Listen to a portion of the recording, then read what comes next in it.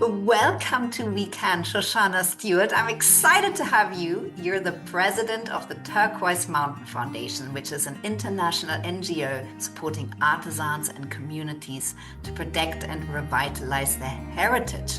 And you brought over $37 million worth of craft products to market, which is really impressive. Your work is rooted in the belief that cultural heritage transforms lives, and you've been showing this since 2006 when the Turquoise Mountain Foundation was founded by King Charles, our King of the UK.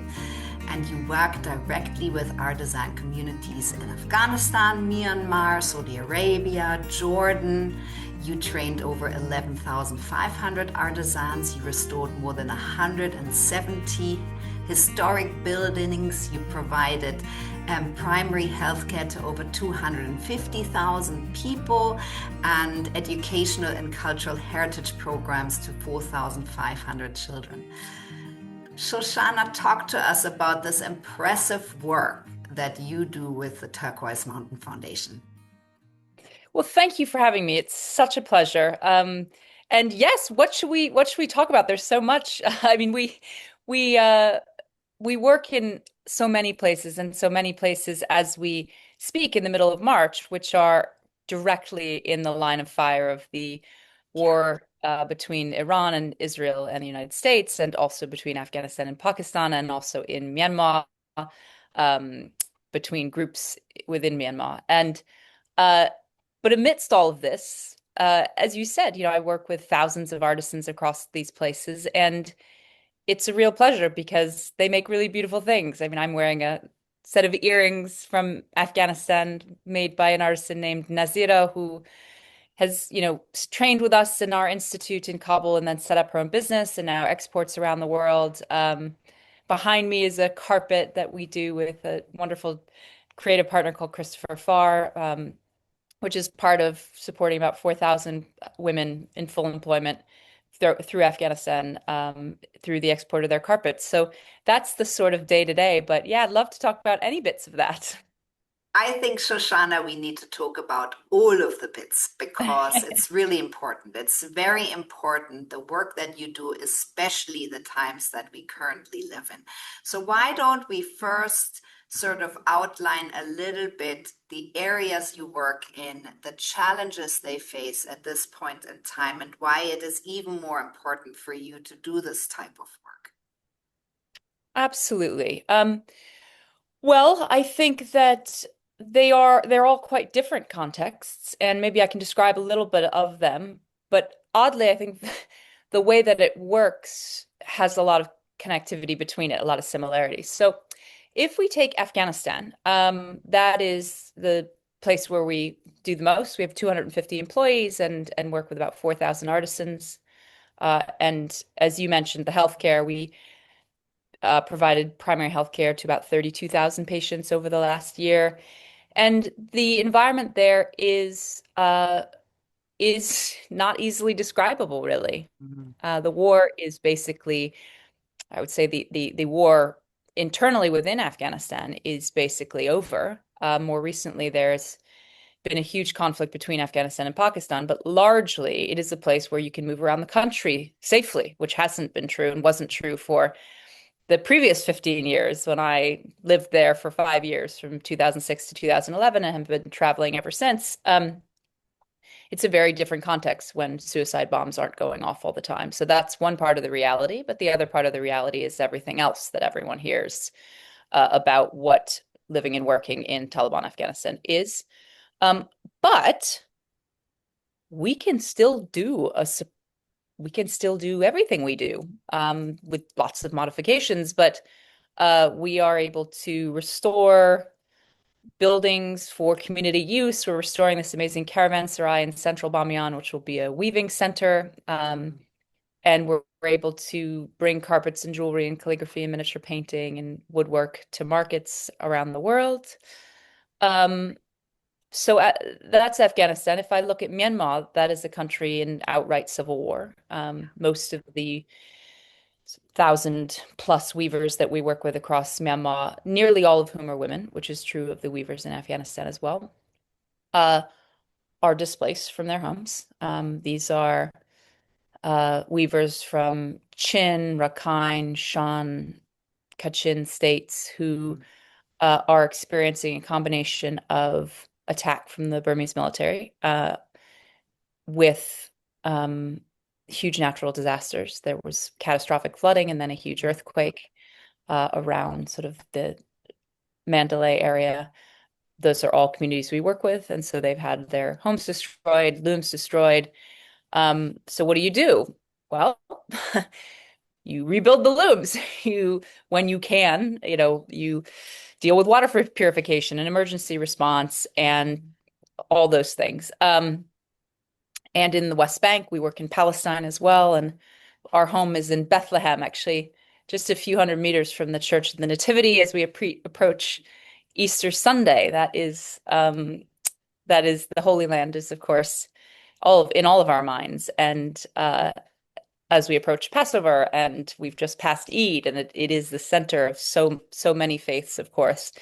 But Bethlehem and the West Bank are in the process of really, I hesitate to be too specific here because one of the important things about what we do is that we are non-political, if I can say that, not a mealy-mouthed way, but it's really important that we work no matter who is in government. That is how we work. The artisans we work with, from the Natshe family, glassblowers in Hebron, to the Aslan family, these incredible glass tile makers really functioning in Nablus. Mohammed Twam, this incredible glassblower in Jabba. Weavers in Ramallah, we work in Jenin, lots of different places. They can't really move between these places, and you can't get things out of the West Bank right now. So those are the working realities. But one of the things that I have noticed over the last 5 years in particular, because we've been doing this for 20 years, but the last 5 have been pretty special. It began with COVID, and then the coup in Myanmar, then the Taliban took over in Afghanistan, and then October 7th and the war in Gaza, Palestine, Israel, the war in Syria. We also work in Syria. With those kinds of seismic changes and instability, you figure out very quickly whether what you do matters at all, right? Because if it doesn't, when that happens, artisans won't keep producing. It won't work. And they did keep producing. And we could do more. Every year we could do more. And I've just sort of watched it and asked myself, why? Why does this work sort of more as things get worse? And one thing is sort of obvious, which is that when security disappears, when you lose public services, you have to be able to feed your family. So the economic bit of what we do has to work. You have to be able to sell what the artisans make. But it is clearly not just about money. There is something about art, creativity, using one's hands, the meditation of making, this thing of cultural heritage. It's a sort of bit of jargon. Our heritage is our inheritance. It is what we get from the last generation and pass on to the next, and what we share within our community. And there is something about bringing a little bit of beauty into the world. So I suppose that's the thread that I've watched between all of these different difficult contexts, is that somehow this sort of magical thing of cultural heritage does seem to matter more almost the worse things get. Yeah. As I listen to you, Shoshana, I'm thinking it's purpose and work that often where we put one foot in front of the other, and it's a lifeline, right? Which is what you're describing. I think the important bit is, of course, that you help people to help themselves. This is really important. This is the most successful NGO work in the world, is where you help people help themselves. So you give them the context from within, where they not only pass on cultural heritage and they pass on knowledge of how to do beautiful things from one generation to the next, which is unbelievably important, not just for the economic bit and not just for the work and the purpose, but really for human connection. right? Which is something that we need a lot more of in the world. So you tick so many boxes. Talk to us a little bit about the main learnings after running this for, 20 years. You just had a 20-year exhibition in London, which was amazing. And so talk to us about, this time that you spent, which is a large part of your life in running something that really fundamentally changes people's lives.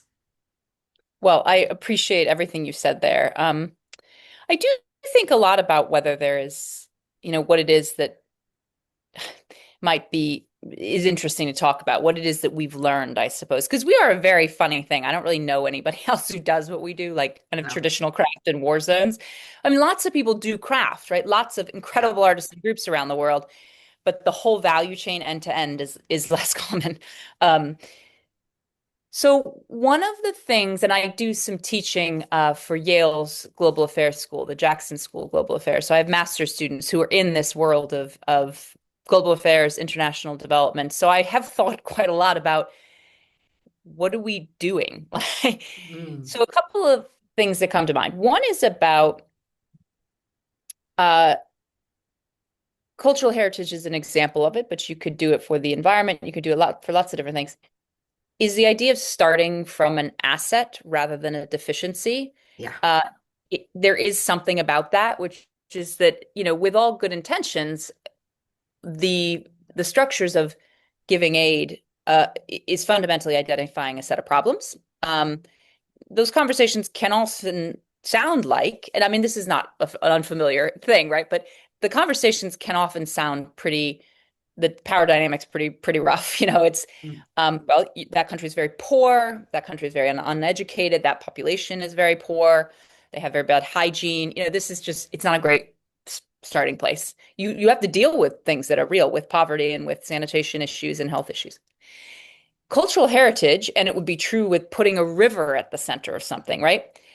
Begins with what is fundamentally wonderful and beautiful and valuable about a Mm. group of people or community, and saying we can build from there. We can create jobs off of that, and actually we can connect all these other services which deal with very real problems around it. So that's one thing. And it's maybe connected to what you say about helping people help themselves, but I think it's a sort of just connected element, which is just like something about what do we do when we go to work every day? Is it something that makes us feel proud, or is it something that makes us feel bad? And the only way I have to judge that really is my staff. Like Mm. when I see them, when I visit our country programs, do they feel proud of what they're doing? Do they take their family along? Do they, explain it to their grandparents?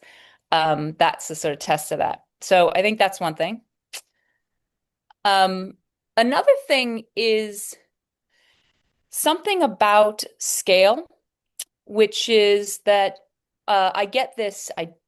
I got it when I did a business degree. I get it in my global affairs, Masters of Public Policy teaching world, which is there is an obsession with scale, right? We got big world problems. I don't want to hear a solution unless it's scalable. Obviously, inherently correct. I get it, right? The problem with that is that there are things that are not scalable. If I look at our own work, I'm able to I'm not going to talk a lot about education here in Afghanistan, but I'm able to let's just talk about the employment. I'm able to Mm. employ thousands of women across Afghanistan. Yeah. Is that scalable? Can I scale it to 1 million women across Afghanistan? Well, no, because you can't scale things in that scenario. It's not like that. It's not a structural change thing. That's not what's going on, right? Does it mean I shouldn't do it? I don't think so. Totally. So I don't mean that scale doesn't matter. Of course it does, but there is room in the ecosystem for all those things. It's also not just a piloting point, by the way. Of course, you have to try things before you can scale them. I'm not talking about that. I am talking about the problems with scaling complexity. Mm. The thing I do is intensely complex and it's very integrated, right? I'm doing health, I'm doing education, I'm doing buildings, I'm doing water supply, I'm doing job creation, I'm doing marketing and sales, I'm doing all this stuff. It's super complex. It is therefore difficult to scale. It's very driven by very high quality individuals being the heads of these little pyramids. So I think that the ecosystem needs all of these things. It needs room for people taking big scaling positions, big moonshots for big government to government programs, and it needs room for more local bright spots and community work. Um, we just don't talk about that as much. But I think that for us as individuals, and this is where I really enjoy this conversation with my students, you just got to figure out which one you love. I'm a kind of small person. I enjoy knowing everyone who works for me. I enjoy knowing their names. I enjoy seeing it every day. I'm not particularly bothered that we work with tens of thousands of people, not hundreds of thousands or millions.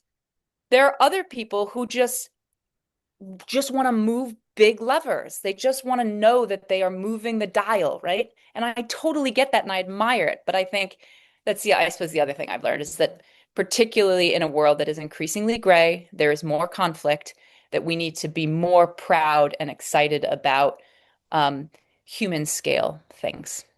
I couldn't agree more. And Shoshana, as I'm listening to you, I'm thinking I understand what you're saying, but you have scaled this and you've scaled the hell out of it because you know that I've done something very similar-ish in Africa.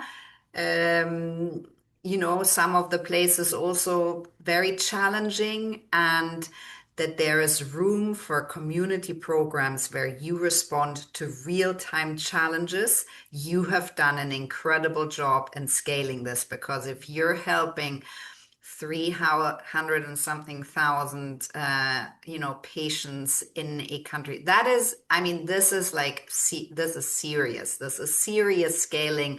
And I've rarely heard about this scale. And I think you touched upon this very important thing. Community work is human to human work. And it is maybe less scalable, but it is even more important because it's response to real humans in real time and what they need in order to continue and to take the next step and to go forward. And I think that and I've sat in front of funders so many times in the last 30 years explaining this particular thing, and often we they look at us and they say, God bless. Well, Bless. that too, but no, this is Yes, but really yeah. the most important work that I think we can do. Shoshana, let's talk about you. I know you have a BA in astrophysics, an MA in education. You've done an MBA. How do you go from astrophysics to ending up in Afghanistan in 2006, meeting your husband Rory, who started this work? Talk to us about those pivotal points that got you to where you are today.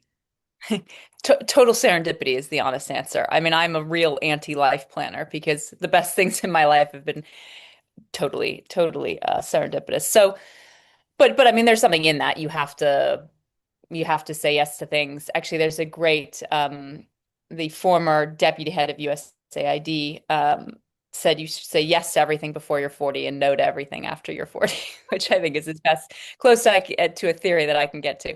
Um, so I studied astrophysics at Williams College, which was a very wonderful 4 years in Western Massachusetts, and it's a classic liberal arts education where you're really getting a very rounded education. So I don't want to like overplay how much I was seriously going into the sciences. I loved Star Trek. I loved physics and math. I studied the thing I was interested in.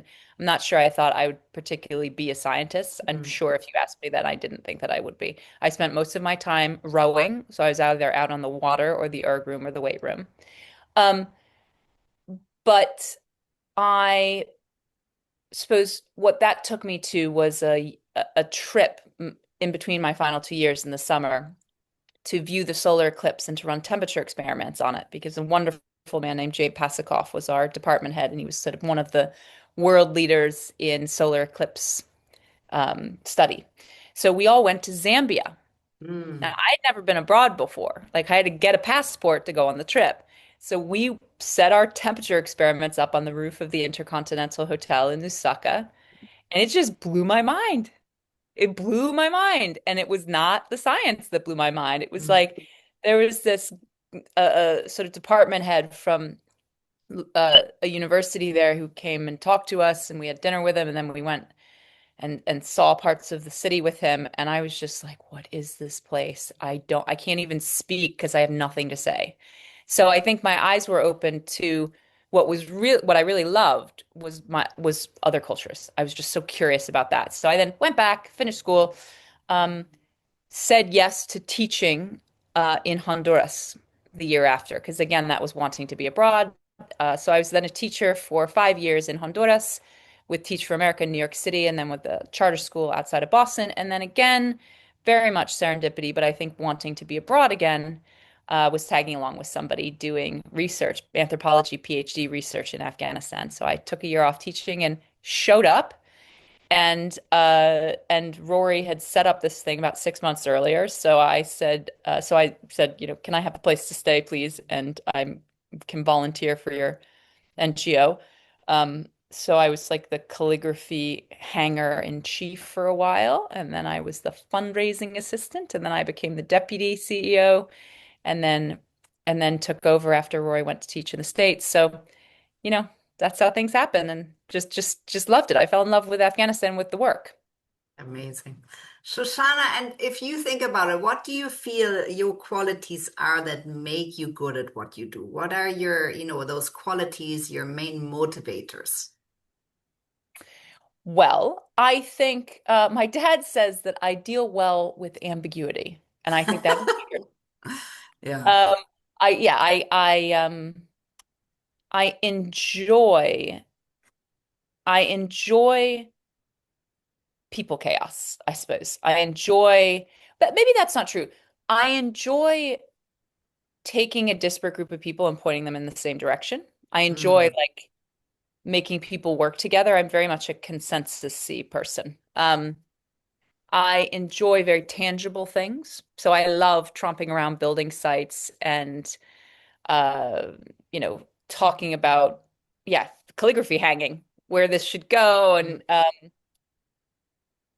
yeah, I suppose I don't know. It's a very funny thing to think about one's own strengths. I don't, I know I it's very alien to think about that, but I always yeah. think we have millions of young listeners, and they often don't know what and they don't understand that life isn't linear necessarily. It is for some people, but it isn't for a lot of people.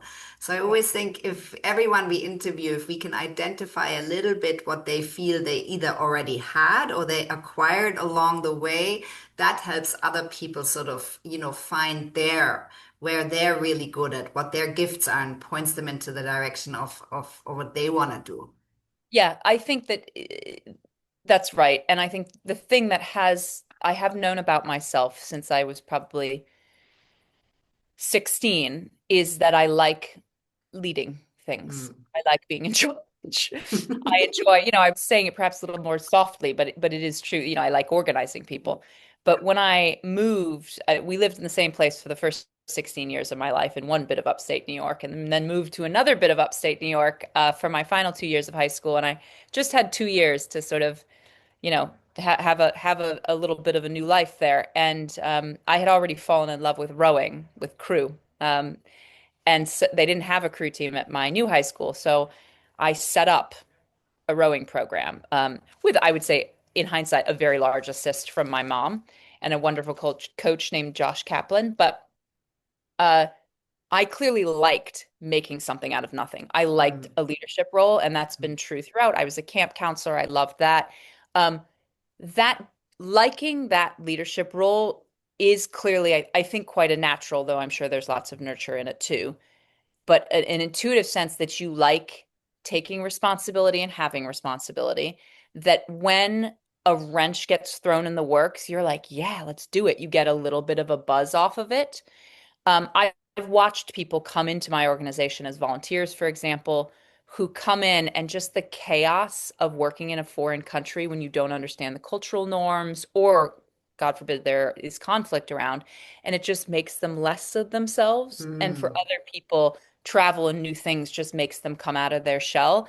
Yeah. I think you got to just watch for which one of those you are. And I think nobody says, do you want to be in charge? Do you want to be a manager as a career path? But Yeah. actually, it's the one I think that's most sort of personality driven. Yes, definitely.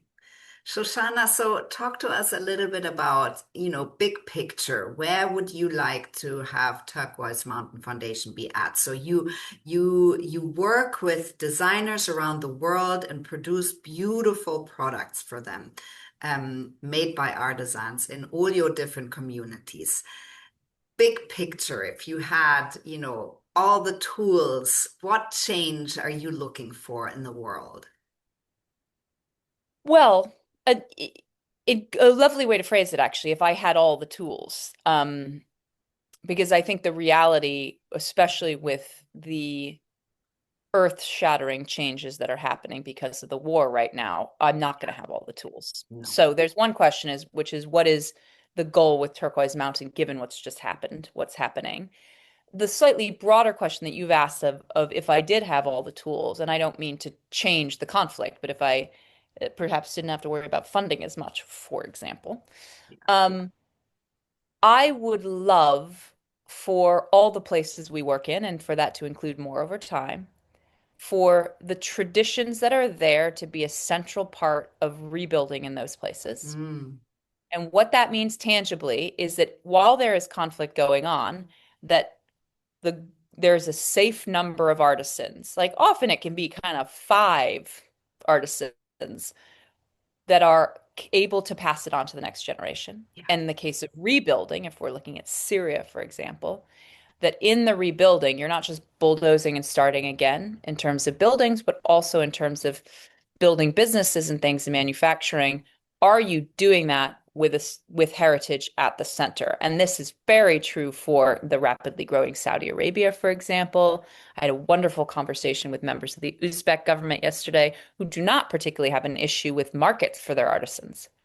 But how do we make sure that high quality heritage based craftsmanship is at the center of that tourism economy? So that would be what I would love is to see in places where there are inflection points in conflict or moving out of it, that heritage is at the center of it. And I would love, I suppose that's sort of from the making and heritage side of things, but from the demand side of things, I would love for global buying. So trends in retail, in hospitality, in travel to continue on its current trajectory. That's all it has to do is continue, maybe accelerate. That would be lovely, which is that people are increasingly showing their preferences with their buying, and those preferences are increasingly about sustainability, authenticity.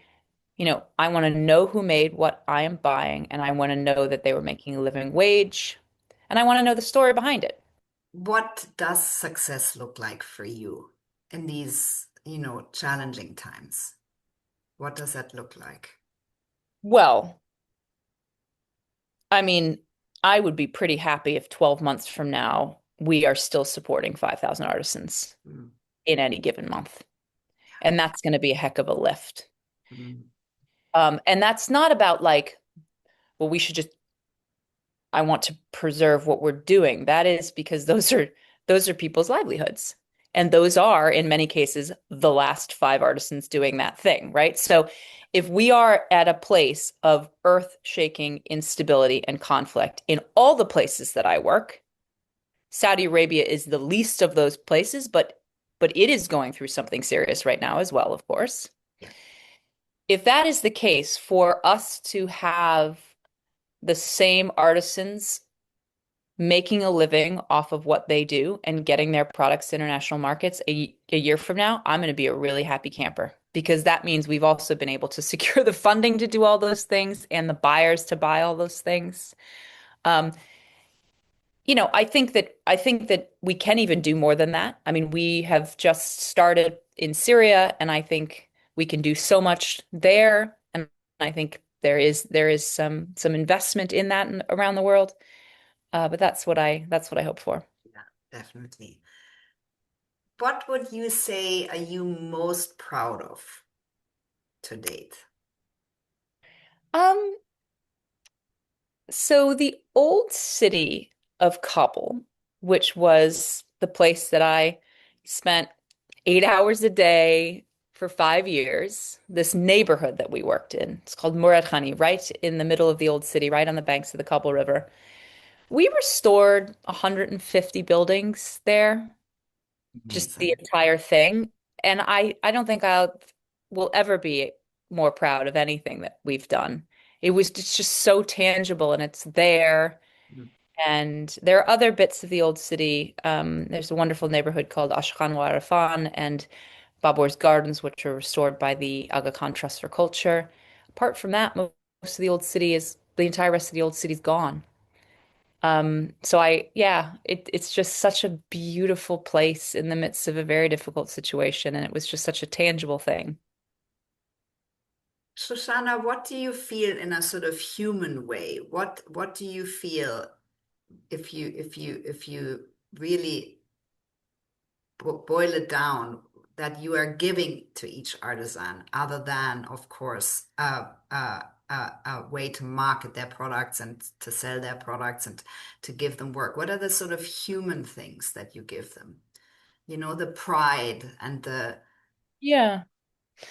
I mean, I think that it's difficult to put words onto that because everyone will experience it different. differently. Some people experience it as pride, some people experience it as dignified work, some people experience it as um peace. Like there are so many, that's not for me to decide, but I think that for me it feels more like um giving people a chance to do what they can do. Mm, Um, in other words, the artisans that we work with, especially like the master artisans, they already know how to do this. We're not teaching them how to no, do no, this, right? yeah, So I'm not giving them a skill. I mean, the younger people we are, but um, they already know how to do it. They already have it within them, right?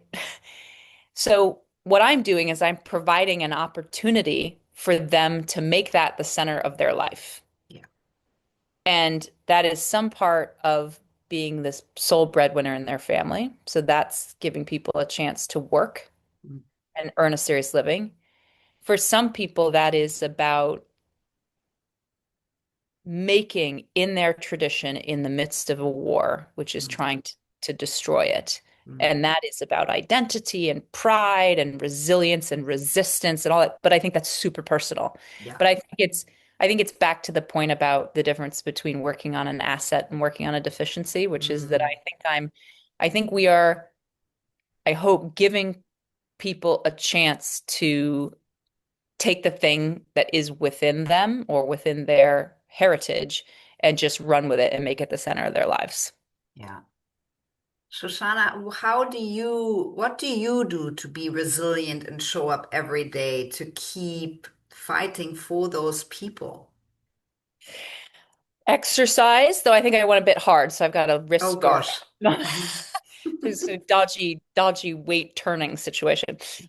No, I think that a few things come to mind. The more superficial, tangible like that is that I love exercising. I love singing. The second is that uh, I have noticed that as the world has gotten messier, I watch a lot of people, especially my sort of friends and family in America, just feel so paralyzed and helpless Mm, and hopeless about mm, the absolute nonsense that's going on around. Um, I don't particularly feel that helpless. So, and I don't feel particularly depressed about it because I can do something. yeah. This is back to the scale point. I'm not going to change the government in these countries, but I can do something. And it's something I show up every day to do, and I'm really proud of it. So I think I don't actually, I think it's rougher not to be in the middle of it, to be perfectly honest. It's rougher not to have any agency in it. The final thing is that I have, to my great surprise, I suppose, been on a recent journey of faith, which has brought a really wonderful element to my life that I have never had before. Beautiful. Shoshana, what would your tips be for young people who might be in the situation of being paralyzed right now? You know, how can you make this agency part of your life? For sure. It's a hard thing to say and to implement, but I do think that if all it can be is volunteering, I think that that can be the biggest. I mean, it can be a way to find a job, first of all. Yeah. But I know that also that there are not internship places. I know that that's the reality, but I also know that there are a lot of community organizations that desperately need help, right? Mm. Um, I think that part of what I watch people in their early and mid 20s trying to find jobs, and they're trying to match make what they believe there. This is what you said about it being a linear path. Here's my sector.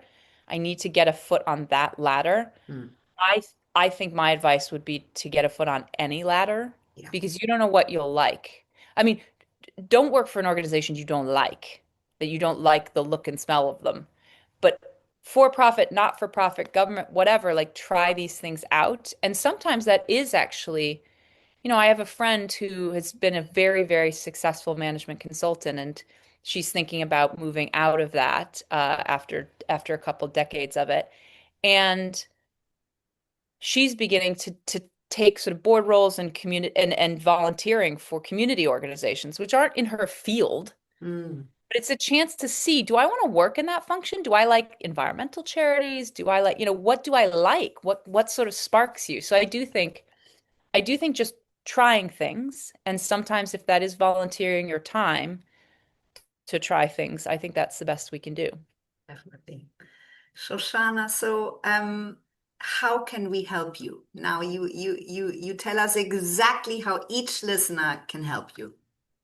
That is unbelievably kind to ask, honestly. I think that this is a heck of a time to be living in. The world is being rewritten, and for those of us working charitably or philanthropically, in other words, it's not a commercial business. Um, the world changed when USAID was deleted, and 30-40% of the money was deleted from the system. And other countries have cut it very significantly as well. The UK government has just cut by about two-thirds its international development spend since the normals of 5 years ago or so. Um, and then this. And the Gulf countries had taken up so much of the slack in international development. They have been giving very generously around the Yeah, world, yeah, and they are being hit so hard right now, and we don't know where that goes. yeah, Now, I know that I'm not going anywhere in any of the countries in which we work.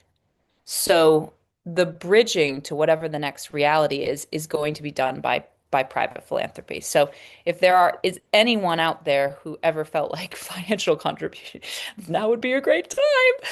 But I think that's true for any project that that sparks your imagination, is that private philanthropy is a beautiful thing in the world. And it's something my husband and I are increasingly doing. It's something my parents always did. Many people, it is built into their families, into their religion, that you give a certain percentage of your income. And I think that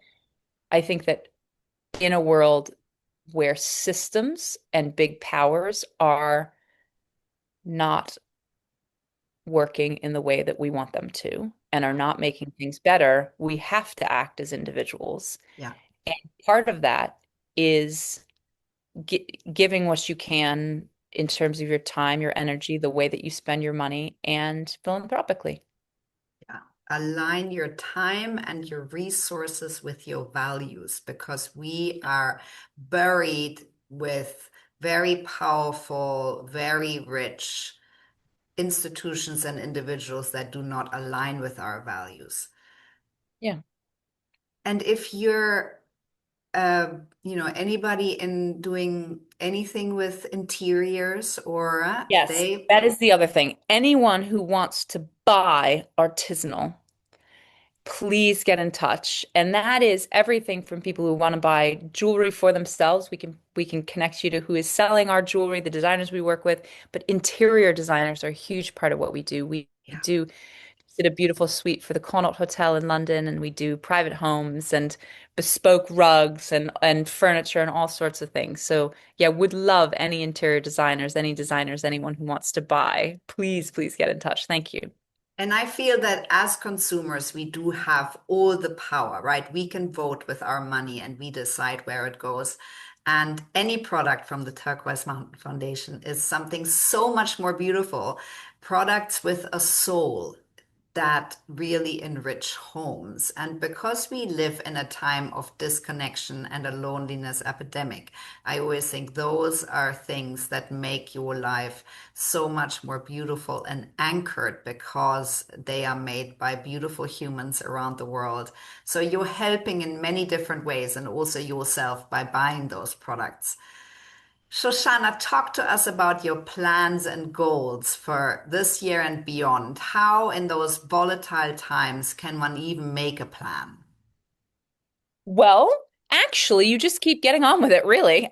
So all of our country offices are all at work. There have been times when people have been working from home over the last few weeks, but everyone's back in now after Eid, getting back in. Um, we are, to some extent, we need to see where the war goes, if I'm totally honest, Yeah. because I don't know what the priorities of some of our closest partners in the Gulf are going to be. I know that Turquoise Mountain was born and raised in conflict. So we are hardwired for this. It's a sad reality, but we are. Mm, mm. So I will be on the first plane to each of the capitals of our countries' offices and our partner countries to say, like, we're here, let's roll. Like, what is the message? Because the thing, and you just said it very kindly about beautiful objects, right? The thing about what we do is that you can consume it. You can look at it. It's a Mm. story, it's a person, it's a color, it's a material, it's wool, it's glass, right? Yeah. And I think that as the Middle East, and obviously I don't want to say the Arab world there because there's so many pieces of that, the Persian world, Israel, Mm. everyone Yeah. will need to figure out how they rebuild after that, after Yes. this. And the countries in which we work, that's got to have an element of positivity to it. So my plan is I want to be there with our partners in Saudi Arabia, with our partners in Qatar, with our partners in the UAE, with our partners in Afghanistan, with our partners in Palestine, Jordan, Syria, Myanmar, to say, what is the situation realistically? How much money is around? What is broken? And what are we going to do? And how do we use cultural heritage as a part of putting a really beautiful, authentic, um, shiny object at the front of that? Yeah.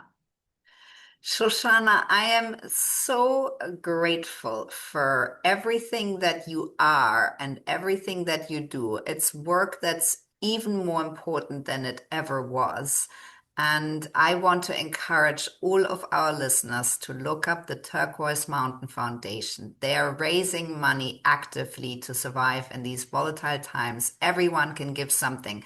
Some people give little amounts of money and some people give a lot. But if even if you commit to a small monthly amount, that this is the kind of response we need, and obviously buy the beautiful products. And Shoshana, thank you for leading by example so powerfully. Well, thank you so much. Thank you for having me. And because of what you've done before with Artisans, you know what a complex and important thing it is to support artisan communities and to get things to market. So I particularly appreciate your thoughts on it because you've done it before and it's difficult, but it's a really fun way to spend one's time.